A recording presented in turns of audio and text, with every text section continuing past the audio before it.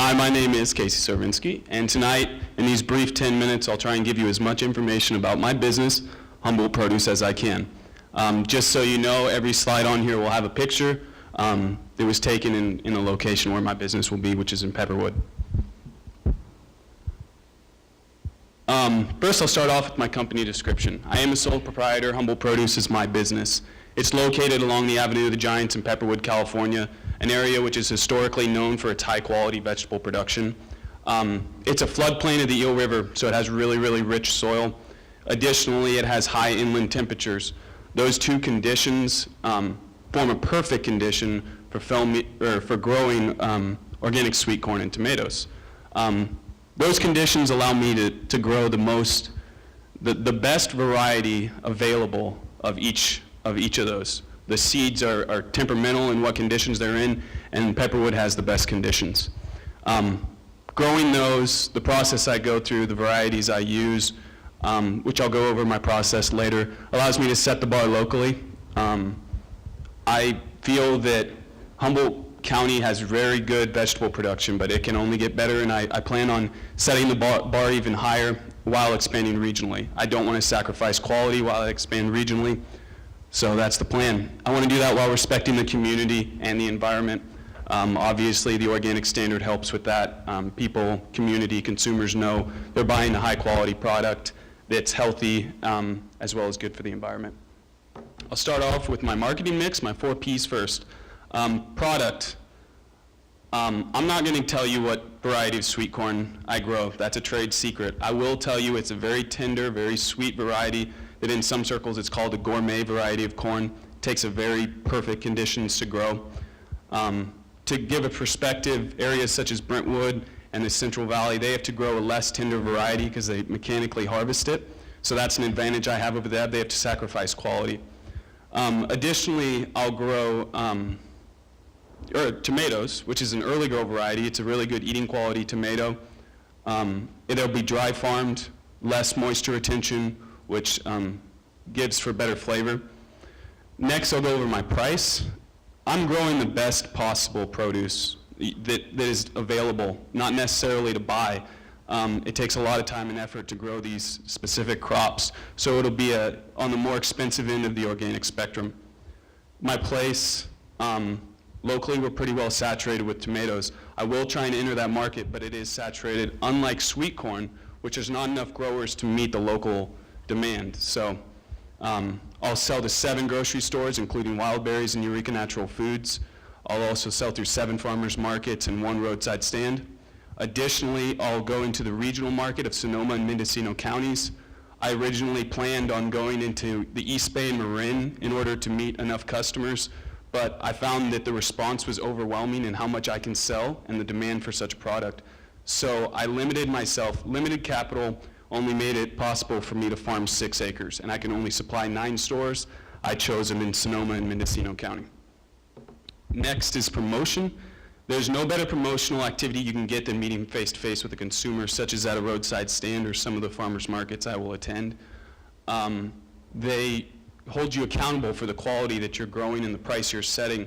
They also go to local grocery managers and they say, hey, this is really good stuff. We need that in our store, and that's happened numerous times. Operations. It's another opportunity for me to separate myself from my competition. Right now, the 6 acres that I want to farm is in a cover crop. In about 2 to 3 weeks, it will be planted in my first of sequential plantings of sweet corn, and the only planting of tomatoes. The next, I have to maintain those crops, which include cultivation, as well as irrigation and organic insecticide application. A lot of farmers don't apply organic insecticide because it's very expensive and it's very labor intensive. But I want that premium price. I want to be known for that premium product. So that's something that I'm willing to do to supply that product. Picking and packing and delivery kind of work hand in hand. That's why I said I was limited to how much I can grow. If say I have a delivery, which it's planned right now, that I'll sell 100 boxes of corn and 50 boxes of tomatoes twice a week. Corn can only be harvested in the morning and at night so that it's not warm and the sugars don't as quickly convert to starch. So I'm limited to a window between 6 p.m. and 9 p.m. where I can pick corn. That's 4,800 ears. I'll obviously have to hire 2 part-time employees to help me with that. Additionally, it has to be sorted. It's just a really long process that needs a lot of care that's related to the delivery. 2 deliveries out of town weekly, which the grocery stores were very, very happy about, and locally 3 to local grocery stores. Oh, below is my Gantt chart. It's a sample of just a portion of it. It's June. There's sequential plantings within the chart along with corresponding cultivation and irrigation times. Obviously in September, August, September, October, that harvest line will be gold. It'll be really, everything will come on. So that's just one way for me to keep myself organized in my operations. Industry analysis. It's pretty obvious the organic foods industry is growing. The Organic Trade Association, their last free published information was 2009 to 2010. Within the growth of organic foods industry, the sector that experienced the most growth was organic produce, which grew to 11.8%. Additionally, it's becoming an industry trend for small farmers to jump in because consumers want to know where their food is coming from. They want safety. Obviously, my vegetables don't have any pink slime in them, and that's something that, you know, consumers are concerned about. So that's a section of the industry that continues to grow. Competitive analysis, like I stated before, I will not be growing tomatoes locally. I will be growing sweet corn. This is my competition for that. Earthly Edibles and Warren Creek Farm. They hold the account at North Coast Co-op together. I spoke to North Coast Co-op. I'll be their backup. These farms specialize in other things, not necessarily corn. So they don't also have as long of a harvest season. So when I come in, I hope to wow the co-op with my quality and you know, take that account. They also have practices that are similar to smart farmers market vendors. Like I said, they don't specialize in sweet corn. They don't have it for as long of a period as I do. And the quality, because they don't spend as much time and care with that, is less than what I can provide. So vegetable wholesalers are another competition that I have outside the county. The way I see it, and the way I've spoken with grocery store managers out of the county, is that they prefer to buy local and from small farms. If they have to, they'll go to a wholesaler. And what happens in that is that they're getting a product that is from the wholesaler. They don't know where it's from. They'll say, I need broccoli, tomatoes, cauliflower this week. And they buy it from a bunch of different farms, put it in a package, and deliver it to the grocery store. What they want from me is they're really happy with a farmer delivering products themselves because I'm a differentiated product. I'm different than what the wholesalers offer. I'm a higher quality. I'm held to a standard, so that drives me to produce even a better quality product. This is the way I separated my demographic group: thinkers, protectors, and old timers. Thinkers are socially conscious young adults from 18 to 28. They believe in supporting small farms, and they also believe in stimulating the local economy. Protectors are mothers and fathers of young families that want the healthiest option for their children, so they buy organic. And lastly is old timers that remember when Pepperwood produce was the best that money could buy. They're repeat customers, and they come back and suggest our product to grocery stores. Finally, management, me. I am a management major. I'll graduate in 3 weeks from Humboldt State University. I probably would have done this plan regardless, but the School of Business at Humboldt State encourages entrepreneurship, and it made me a better manager, a better entrepreneur by putting together this plan.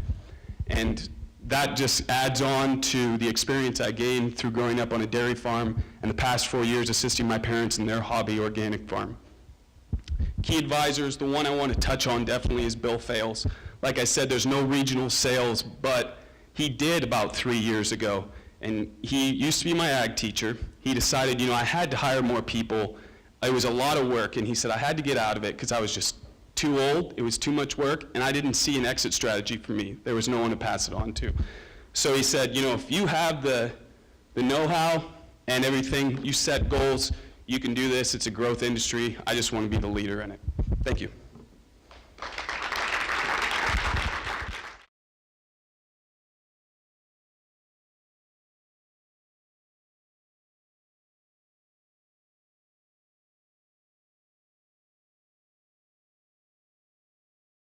Hi, Casey. How's it going? Good presentation. Thank you. It's interesting that you sat here and you told me several times that it's the highest price, highest quality, you have to hand pick it only certain times of the day. Right. And yet, as a consumer, I still can't wait till September to buy your corn. Right, I know. I can't wait to supply it, that's for sure. I think you need to be at the grocery store talking to the customers. Thank you. Hey, that could be part of my promotional activities. So with that in mind, I think you mentioned in your plan that you plan to sell to 7 local grocery stores. Right.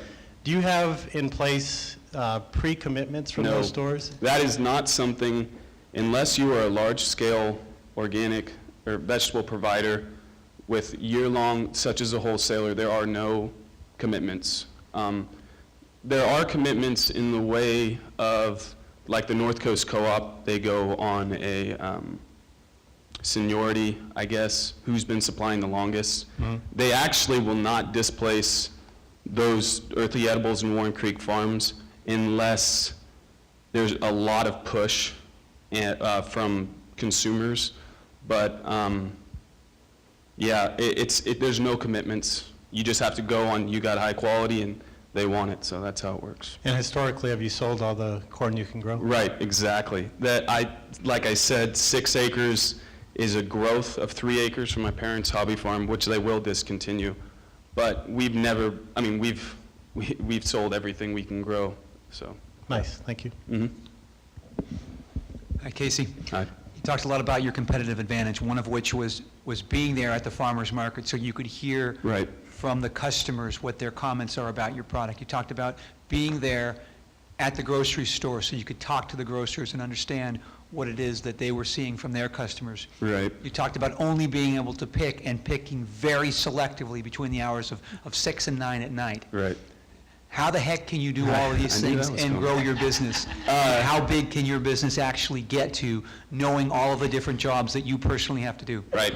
I'm a very picky person. I like things done the right way, so I prefer to do them myself. I understand where you're coming from. On the farmers markets, it'll be with my parents' business. It will not just be my booth alone. It will be bunched in with their produce. They are the best sales reps, second to me, that I would prefer for my produce. So when it comes to farmers markets, I hope to hit the big ones, Arcata on Saturdays, and maybe Eureka Old Town or something like that. But that will be something I'll sacrifice, because I've seen my mom in action and she can sell some vegetables. So that's one thing I'll sacrifice. When it comes to out-of-town sales, that's going to be me. I will be making all those deliveries. That's something I take pride in, is being able to relate to the consumer, especially produce managers with so much talking I've had with them. It's a sense of trust that I'm going to give them the best that I can. Picking and packing, like I said, I'm limited to that. Can I cut you off? Yeah. I'm looking for, with all of those things that you have to do, how big can your business be? Well, I'm limited to picking, so therefore I expect to expand, but I also expect to hire more people for the picking process and the sorting process. So how big can I get? With me as one acting manager and making deliveries, I'd say I could farm probably 30 acres of corn and tomatoes, have somebody else pick it for me. I could make 4 deliveries a week or 2 deliveries with a bigger truck. 30 acres in corn would gross around $300,000. In tomatoes, which is more labor intensive, they gross around $400,000. So I'm limited by who I can hire, I guess. So is that 700,000 or 300 or 400? It's 300 for 30 acres of corn, 400 for 30 acres of tomatoes. Right. Hey, Casey. Hey. So in your competitive analysis, you don't mention any of the farms out in the eastern part of the county, like Willow Creek Farms Right. or Patrick Pierce or Norman Coates, any of those guys. And they all grow large amounts of high-quality organic produce. Right. Why didn't you include them in your plan, just out of Why curiosity? didn't I? I went based off what I've experienced at farmers markets, as well as my talks with grocery managers at Eureka Natural Foods, Wild Berries, and the co-op. Wild Berries, I was stunned. I went in there one day, I said, hey, I'd like to speak to the produce manager. I met him, I said, hey, who do I have to compete with local production of tomatoes and corn? And he said, well, tomatoes were pretty well set. There's a bunch of suppliers in Willow Creek. But corn, I was astounded when he said there's no supplier all summer long. And I can only, the U.S., or the California census in 2007 said there was 18 acres of corn cultivated in Humboldt County. And I think that's only able to satisfy farmers markets and CSAs. I don't think there's enough land cultivated in corn to produce or to supply produce managers. So that's why I didn't include them. They are apparent in farmers markets, but they're a lot smaller. They were in that farmers market vendor's niche, which, like I said, no one really specializes in it. It's just something they do to add variety and some additional cash flow. Okay, thank you. You indicated you're going to make 3 deliveries a week on the sweet corn, and the quantity in the boxes are how big? They're 48 count boxes. 48 count boxes. So I guess my question is, do you know for sure that at these markets in Sonoma County, there's room and there's produce area for your Yeah. product, and you can actually displace existing corn providers? That's a good Or is question. that- yeah. That came through my relations with calling these produce managers in Sonoma and Mendocino counties. Like I said, they buy from wholesalers. They also said if they had a choice locally, that's what they'd go with, but no one grows, I attribute no one growing sweet corn in Sonoma to the lack of moisture that they have later in the summer. It's just expensive, and they'd rather grow something like grapes. But when it comes down to shelf space, they would what they said essentially is, if you can beat the quality corn that we get from our wholesalers, you're in. As far as I can tell, like I said, assisting my parents, they did sell sweet corn to Eureka Natural Foods, and it was better. It was the best they could get locally throughout the summer season. So when it comes down to those markets, all of them said, if you can beat our wholesalers' quality, that we'll put you on the shelf. So that's what I plan on doing. Casey, if I understood correctly, then in your business plan, what you were saying was the $25,000 cash prize. Your intention would be to use that for a down payment on a Mercedes van. Right. Can you just tell us a little bit about what that purchase would entail, and are you planning on financing the difference, and then what Right. will that do for your business? Well, I hopefully can find a used one that uses the same, I can't remember the engine size, but it's a specific diesel engine size that gets double the fuel efficiency as what I'm using right now, I guess. Yes, as in my plan, there's a $26,000 profit, I guess, from the first year of operations, which isn't necessarily profit because it's reinvested in operations for the beginning of the next year. That, I don't plan on using all that for the beginning operations for the next year, so that will be part, that money will be used to make payments on that vehicle. What would be the expected cost of it? Say you did find a used one. Do you have any idea how much it would cost? The size I want, it's kind of particular. It's really difficult to find, to be honest. The size I want used is going to be around $27,000. So. Okay, so you wouldn't have much additional to have to. Not much, but I'd like to also, other than what I have in my plan, I'd like to invest it in my $25,000 in something else, better utilize it. I can make payments with what I'm making right now, so I'll put together a good down payment that's not totaling $25,000. Okay. So. Okay. And then what will that allow you to do as far as it's larger, so your deliveries would be more efficient? It's not necessarily larger. It is a little larger, but what it does is say in October it rains, and I'm delivering 3.5 hours away to Santa Rosa. It gives me a protected van to protect my produce and not let it get damaged by the weather. Whereas right now, if that was to happen, which it doesn't normally happen, I'd have to rent a van, and I don't want to do that, I guess. So speaking of rain, what happens if you have a particularly dry spring or winter? It's more likely we have a wet spring and wet summer, which is a bigger threat, I guess, not to correct you or anything. If it was dry, it wouldn't be a problem. There's a well on site. that, that allows me to water at any time I want. Yeah, there's an ample water supply in that. Yes, definitely. But wet threatens more, and what I'm experimenting right now is a plastic mulch system which heats up the ground. So say it rained all the way through May, and I couldn't plant because you can't get the tractors in there. It ruins, you get stuck, I guess. I'm trying to put together a mulch system so that I can transplant corn into the ground. If I have a really, really rainy spring, I can get transplants started, and when I can work up the ground, I have a 20-day head start. So that's another thing that I'll use the money for. It probably won't happen until I can reinvest, say the next year. It won't happen this year, but it's something that I've thought about. How has this spring been? This spring look? Yes. It's a tease right now. It's sunny. I'd like to get out there, but I know it's going to rain, so all I can do is I normally wait until the second week in May until I really think about getting out there with the tractor and working it out, because like I said, the variety needs warm soil. So that only happens later in the spring. So. Question about your target market. You put the slide up there and you had 3 kind of targets there. Right. And I'm not sure which one I fall into because I'm not a socially conscious young adult. You just enjoy local produce. I don't have any young children at home, Mm-hmm. and the memory's gone. So, but what I wanted to ask you about in particular, Mm-hmm. what is the opposite of a socially conscious youth? What does that mean? Well, I consider socially conscious youth as myself, someone that wants to only buy from buy as much as possible from local companies, which I see myself falling into. Someone that's non-socially responsible wouldn't care where the corn came from or how it was produced, and would buy or try and find it at the best price possible.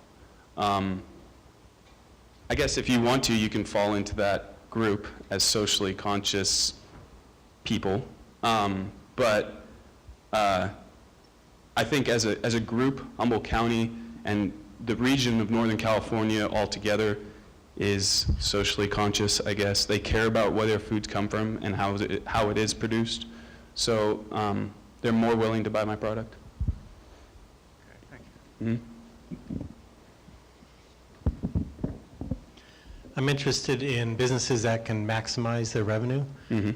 And you talked about expanding to 30 acres. Mhm. Is that your maximum land size that you own? Well, as of right now, that's all I can comprehend. Okay. That's how much is available to me right now. I will be farming on my parents' land. Mhm. I also have an aunt and uncle's land that's certified organic that I could move into this year if I had the money and the capital to start that business.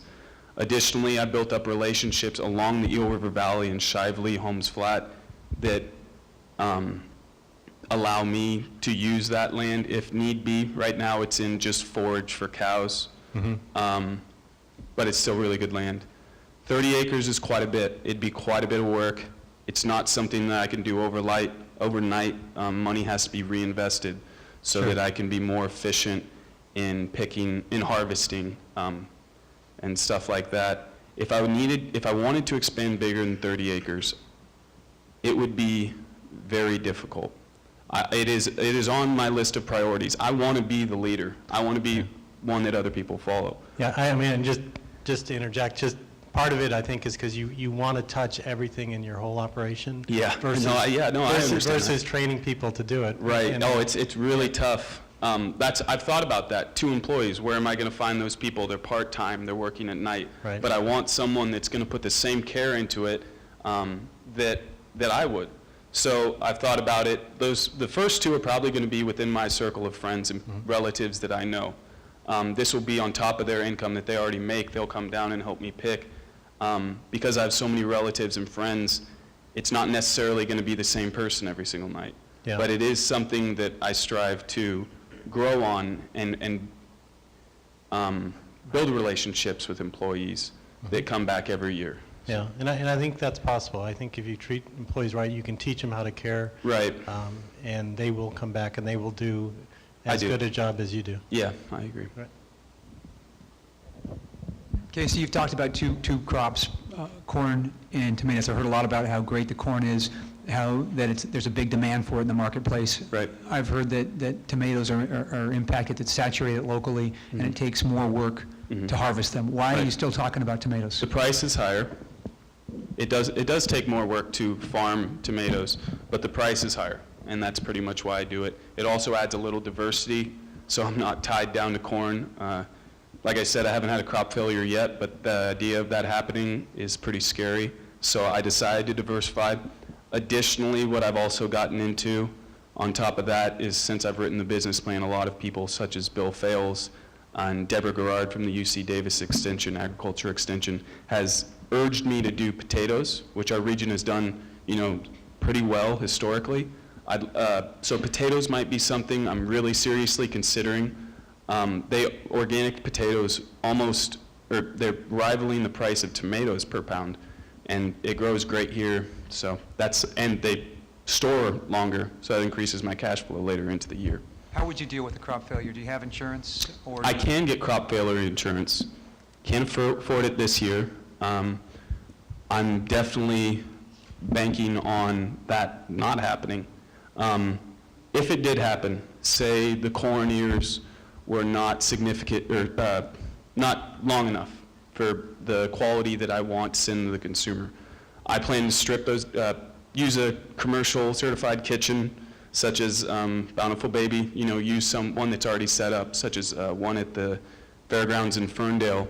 I plan to strip that down, freeze it as fast as I can, and although I won't get the full price, the full potential out of that corn that I would selling it fresh, I'll be able to freeze it and sell it throughout the year and hopefully still break even.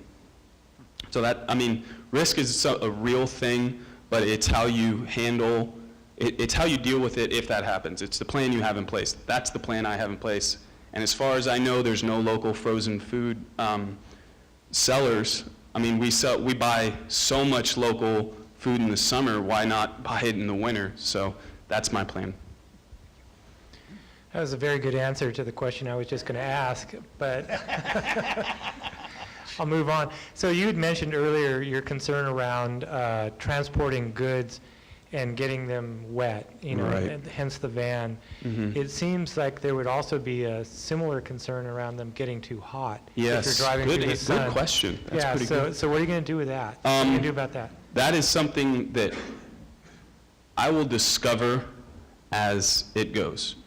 Right now, I do not have experience shipping long distances, but what I do know is that corn, an internal temperature in the middle of a pallet full of boxes of corn gets really, really hot. So that's something you can mitigate with top icing or hydrocooling. Both require additional assets such as an ice machine or a tub of cold water. Tomatoes, they'll be fine in the sun. They're in boxes, they'll be fine. Corn kind of worries me, but at the same time, from the time I pick it and when it's cold at night, its internal temperature is pretty cool. This is my plan. Pick from 6 to 9, put it on the truck, get to Santa Rosa around 1 p.m. My sister lives in Santa Rosa. I sleep at her house until 5 p.m. and start working my way north making deliveries. That way the corn that I pick that night will make it to the store in less than 12 hours being picked. I won't give it the time to muster up that temperature, I guess. So that's my plan for that. So I'm assuming you meant AM, right? That you would pick it in the evening? Yes, sorry, 1 a.m., yeah. 6 p.m. to 9 p.m. Yeah, Yes, and sorry. you get down there at 1 a.m. Mm-hmm. Okay. So how cool does it get down there in the evening in the summer? In the summer, well, it's this location in Pepperwood on either side is second growth redwood trees. And the shade starts hitting the plants around 4 p.m.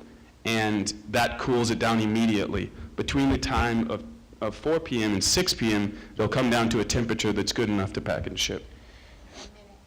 Okay. Thank you. Yeah. Real quickly, how much of the success of your enterprise is tied to borrowed or rolling stock or equipment that you're going to borrow? Quite a bit of it is on equipment, but it's also something that I hope to acquire from my parents as my company grows. It'll flip on them. I'll buy their equipment from them, and they rent it from me for their smaller scale farm. This will make me a more sustainable company.